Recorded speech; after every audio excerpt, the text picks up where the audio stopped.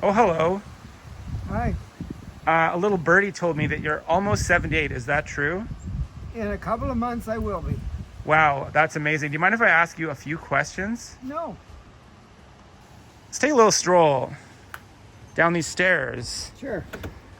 So I was going to ask you about your general health. How's your general health these days? Well, I have my ups and downs. Sometimes I feel better than other days. Yeah, but you're upright. Yep. You're I not. don't have any aches and pains right now. Yeah, you had that knee thing. How's the I knee? had that knee thing replaced 2 years ago, and it's doing really well. Okay, so let's just take a little stroll through this. This is your garden here, huh? My garden. And so as far as general health, I guess you're saying at almost 78, you're fine. You have no major complaints. No, not about my health and the way I move. Okay, so like compared to, let's take a walk this way. Don't trip over those rocks I put down there. I will try not to. So compared to age 30, what do you think is the difference between your general health now and at age 30? Well, it's been a long time since I was 30. I don't really remember what it was like being 30. You don't really remember? No. But You had to guess though. I think I move a little slower, Yeah. and my range of motion, bending, stretching, reaching, pulling, that kind of stuff is probably not as quick. Can you be specific about one thing maybe? Well, if I was going to pick up a stick down there, Okay. I might have to really think about how I would do that. Otherwise, I think I would throw my back out. Okay, why don't you try picking up that stick and I'll just I would, watch. first of all, I'd bend over. As a fitness instructor, I know I should hinge. Yeah, And hinge. then I'd bend my leg to get lower. My hips come down, and then I can pick the stick up. Right.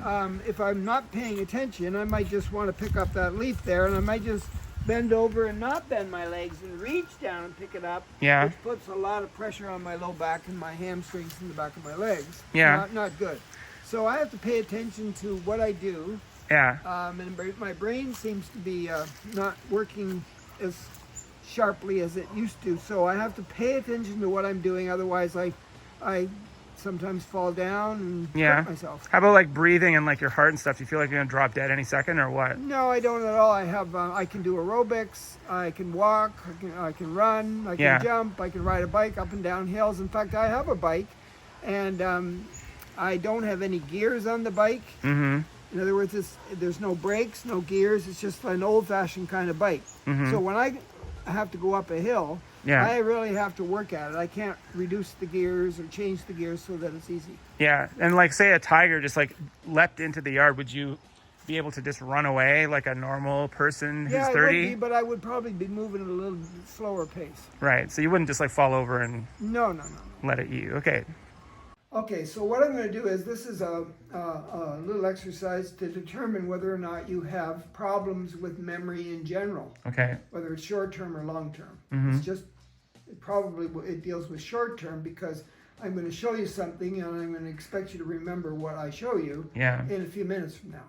Mm-hmm. Okay? So what I'm going to do is I'm going to take my hands and I'm going to do a little story with my fingers.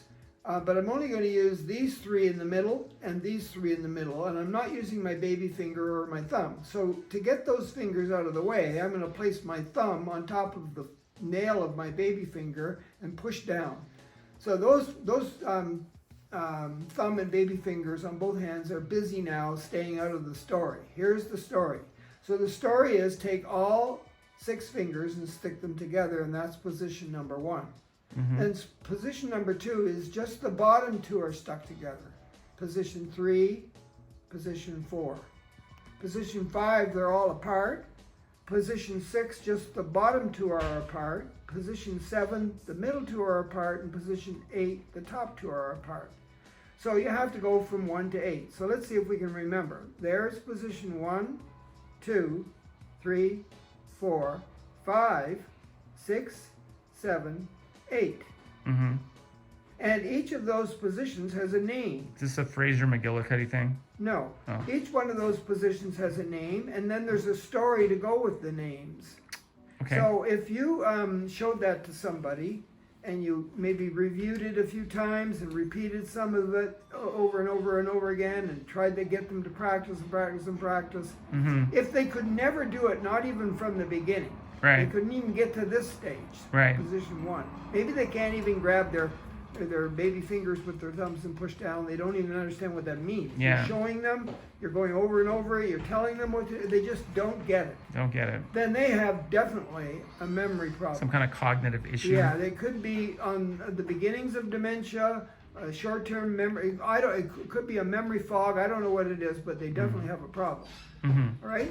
And then if they can do the 8 positions, and then they know the names of the 8 positions, and they know the story that goes with the names, that shows you what level their memory is at. Now, the difference between the short and the long term would be, well, if I want them to remember that, I have to review with them 10 minutes approximately after I show them to see if they get it. And then I got to wait a day later, 24 hours, to see if they've got it. Like the retention. And then I got to wait a week.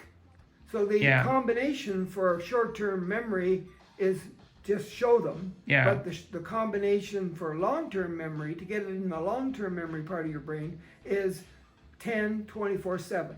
Yeah. Review 10 minutes after, review 24, and review 7 days. And then it goes in their long-term memory, and it'll be there for the rest of their life. You can say to them, 30 years from now, can you show me that finger story? And they'll be able to show it to you and tell it to you, and they won't get anything wrong. Right. And on a different note, though, like if I said to you, can you remember the inside of the house on McNaughton Street?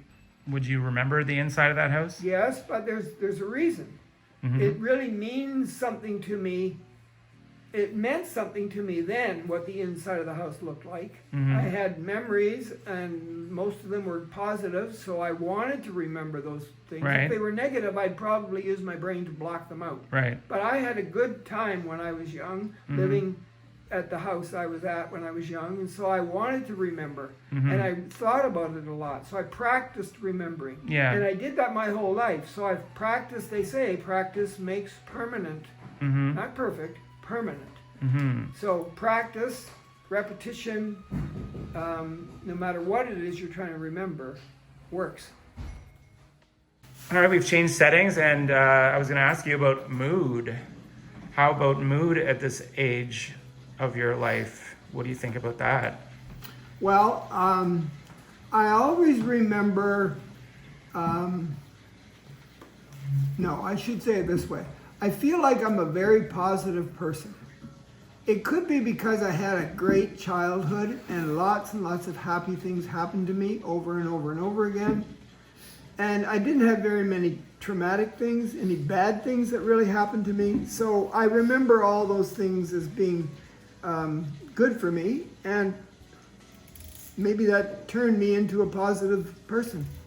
So now when bad things are happening around me, I don't look at it quite the same as some people. I think about it and I think, no, I mean, we can fix that. We can do it in a different way to make the outcome more positive. So I don't feel depressed very often. I don't feel mad, and I don't feel angry most of the time. Now, there are times when I run into circumstances that really test me to see whether or not whatever it is can turn me into a sullen, angry creature.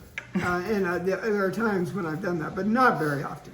Depends on who I hang around with and where I am, and so I try to avoid all the things that are not good for me. So would you say you're in a, when you are in a bad mood, are you in a bad mood more often than, say, when you were 30, you would have been in a bad mood the same number of times? I don't feel like I've changed at all. I think my mood's pretty much the same all the time.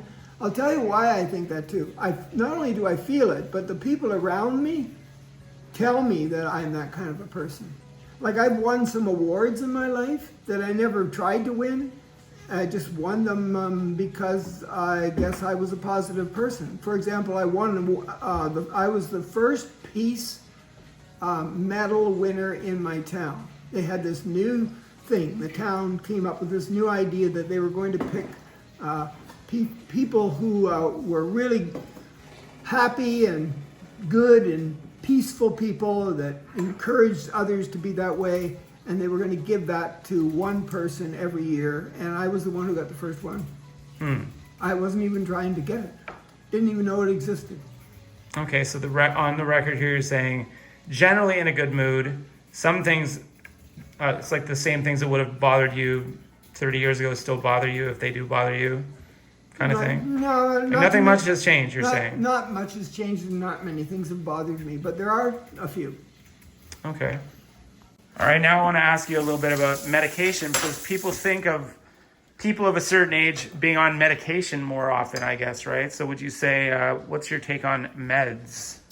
Well, I didn't even know what that was until I was 30 years old, because at the age of 30, I remember I was switching jobs, and the new job required me to have a physical. And I thought, what is a physical? And I found out that I go to the doctor, and the doctor checks my whole body generally to see how my heart, and my lungs, and my digestive system, and all the other systems of my body work. And then he reports to me on how I'm doing. So at that time, I discovered that I had what was known as high blood pressure, according to the doctor. Didn't even know what that meant at the age of 30. But he said, no, you have high blood pressure, so you have to take a pill. And you've got to take one pill a day for the rest of your life, and it'll keep your blood pressure under control. So I take a blood pressure pill. It's right in here in my little drug cupboard. Yeah. I take a blood pressure pill. And do I get my blood pressure checked regularly by the doctor? Yeah. Why? Because he tells me I should come there every year or so and get checked. As I age, even more so. Maybe I have to go every 6 months, but I get it checked. So I do take that. Yeah. And then I forget what it was. I remember I wasn't much on drinking water. In fact, I didn't drink anything.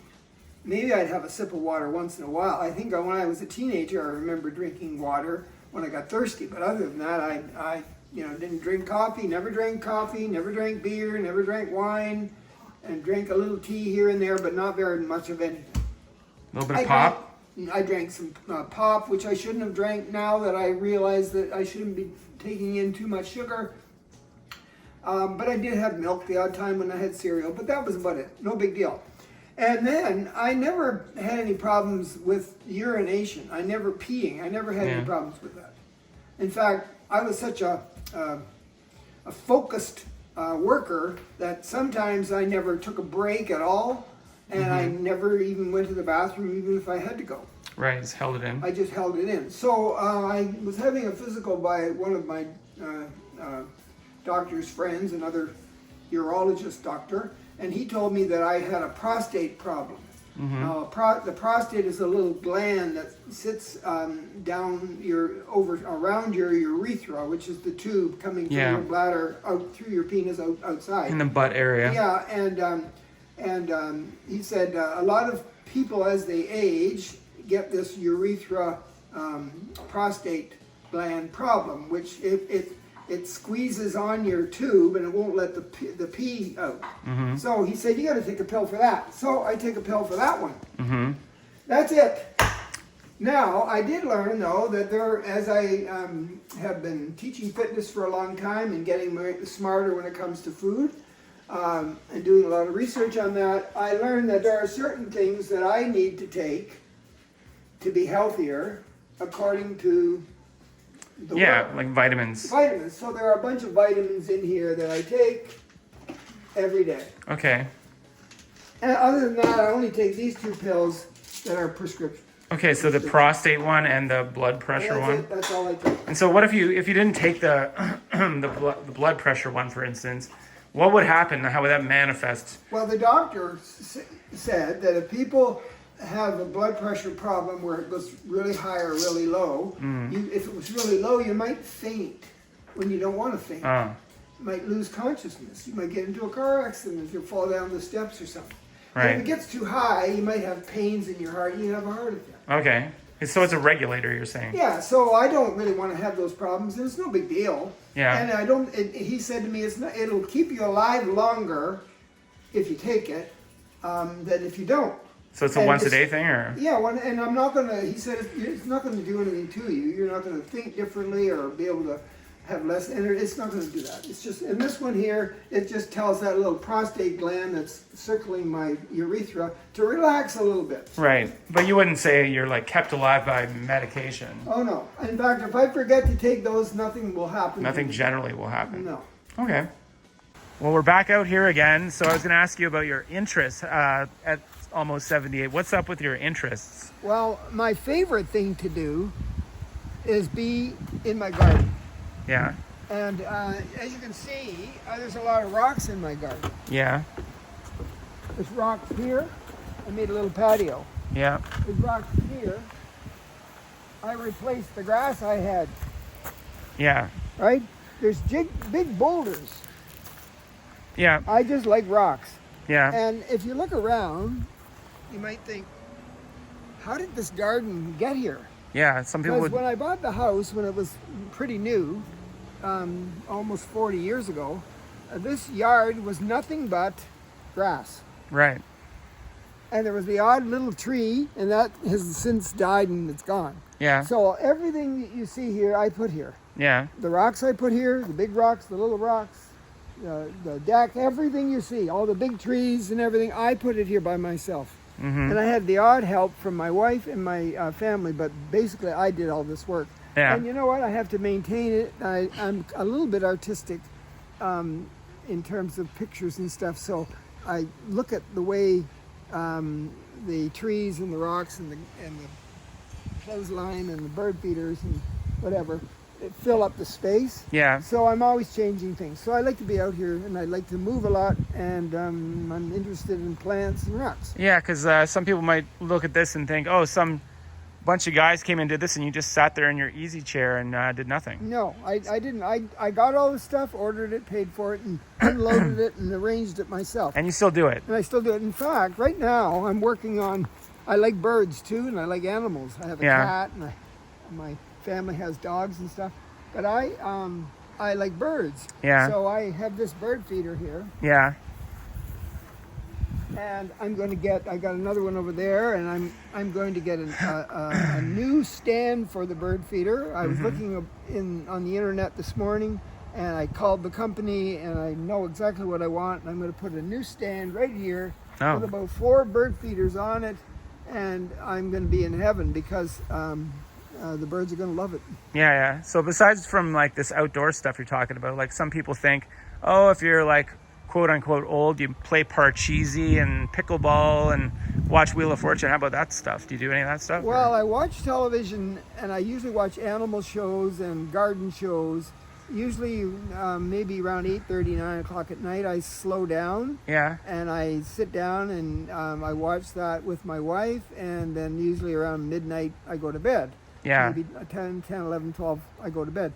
But I'm busy doing a lot. Like I have a bike. And I Yeah. like to ride my bike, and my family, they all have bikes, and we all ride together, and we've ridden around the whole friggin' town on every trail, and it's a great way to get into nature and Yeah. see what other people are doing. I do that. Yeah. I like to exercise a lot. I swim at the Y. I go to the Y and I lift weights and I do aerobics. And I'm also a fitness instructor. And I've been a fitness instructor at the YMCA for almost 30 years. Even though I'm almost 80, Yeah. 78, Yeah. I still instruct people on exercise. So that takes a lot of my time up, because not only do I have to find what exercises I have to show people to keep them healthy, but I Yeah. have to make sure I know how to do it myself. So Yeah. I'm always, and so I have a YouTube channel. And by the way, it's called Silver Fox, all one word, Silver Fox Space Fitness. Yeah. And this will be on that And channel. if you and this will be on that channel, but all the exercises that I've been learning about for the last 30 years are on that channel in videos. Yeah, because some people think too that quote unquote old people they don't know anything about the internet.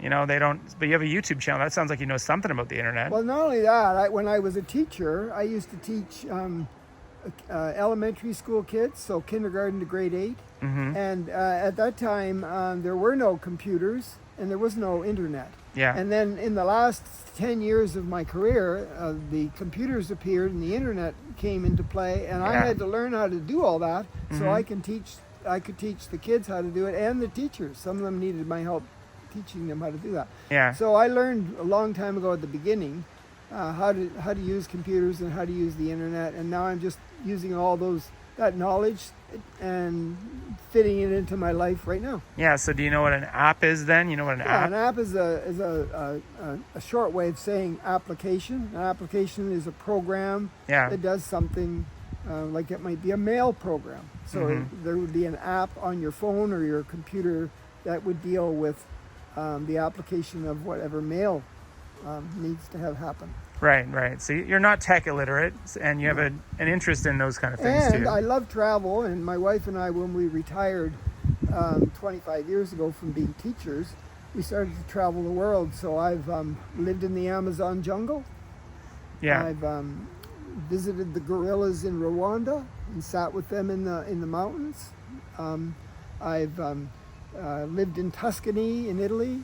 I've been to all the famous art galleries in the world. Mhm. I like art too. I paint pictures. I don't paint walls. I could, but I don't. I'm not interested in that. But I like painting pictures, and you could call me a visual artist. Yeah. I also won. I'm a performing artist too. I won an award in this town for the best performing artist person for the year Yeah. a few years back.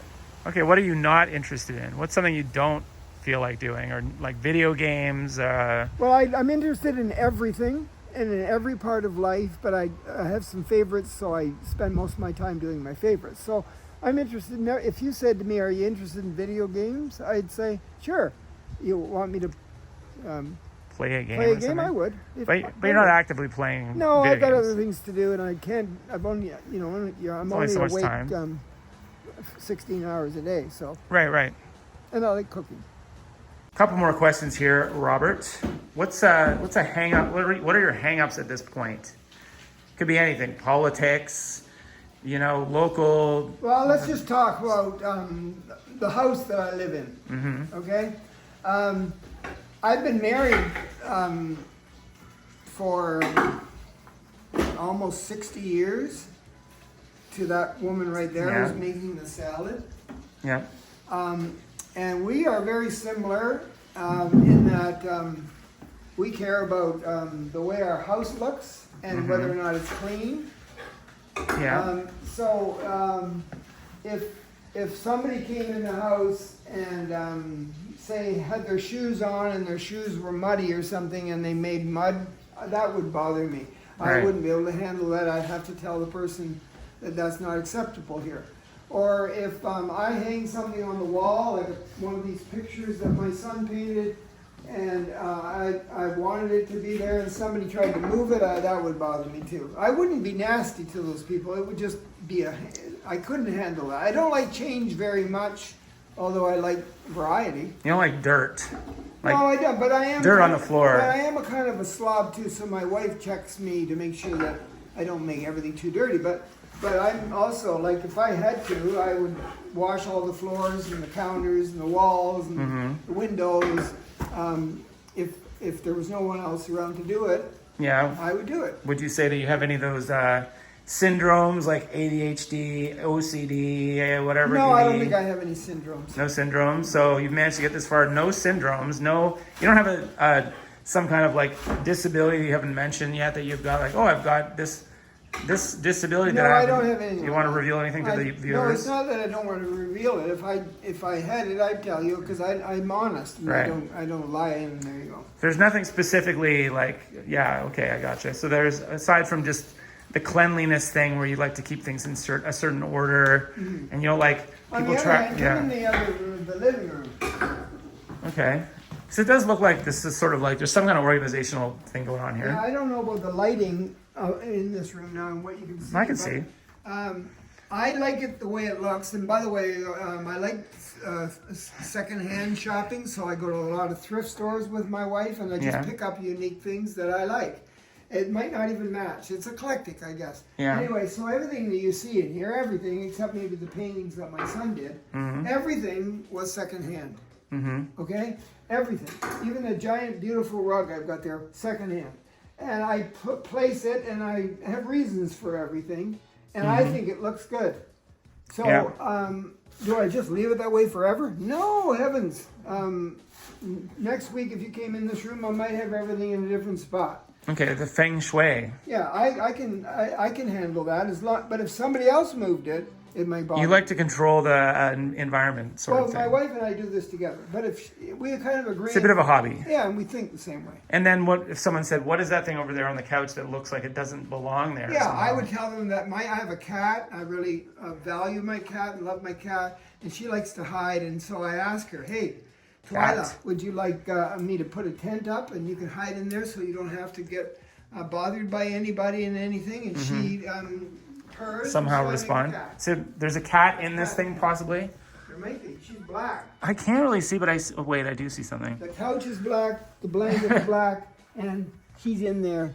Oh yeah, there's That's her. Okay, so she has her own little cabana. And I changed the tent and put it in different spots. Right. So okay, There's a picture of her right there. where? That's Well, not. that's another It's a cat. different cat.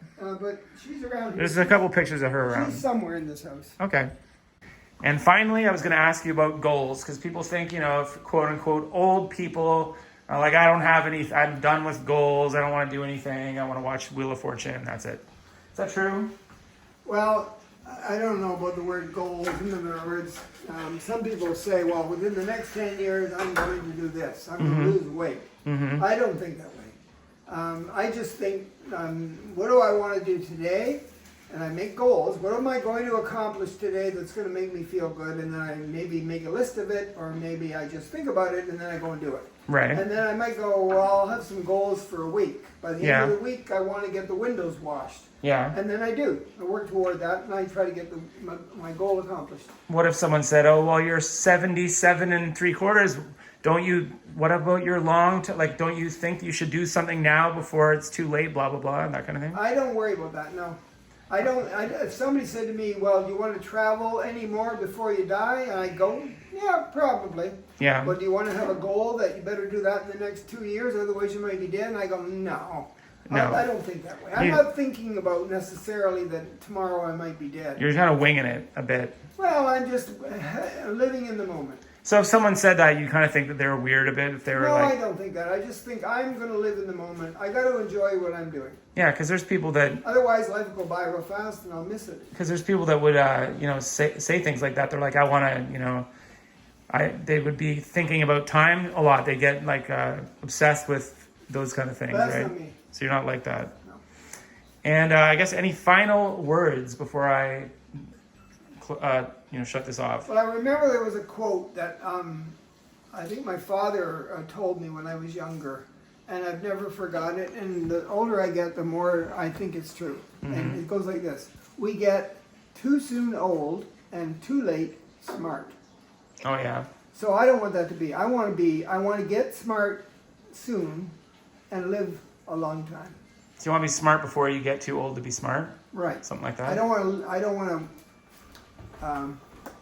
want to get as smart as I can, as fast as I can, while I'm alive and have the most fun I can possibly have. Right, but do you think if you get too smart, those people that if you're so smart that you just worry all the time about Well, all the problems of the world? I think I can get smart and not worry. Okay, so you're not bogged down by the weight of the world, because if you get so smart, you're just aware of everything to the point where you just can't even do anything. Well, remember I told you, I think a lot, happiness has a lot to do with how you survived your childhood, and mine was a happy time. I had brothers and sisters and fathers and mothers and pets and Neighborhood friends, neighbors. and When I look back on it, it was fun. And I even lived in the same town that I've always lived in. Yeah. And I go to some of those neighborhoods where I used to live, and I smile every time I go there. Okay, so you're not trying to get out of, because some people would also try to get out of the town that they're from, thinking, well, if I just stay in the same old town, what have I really done? I don't think that way, but I should say that there are some things that have happened to me. For example, my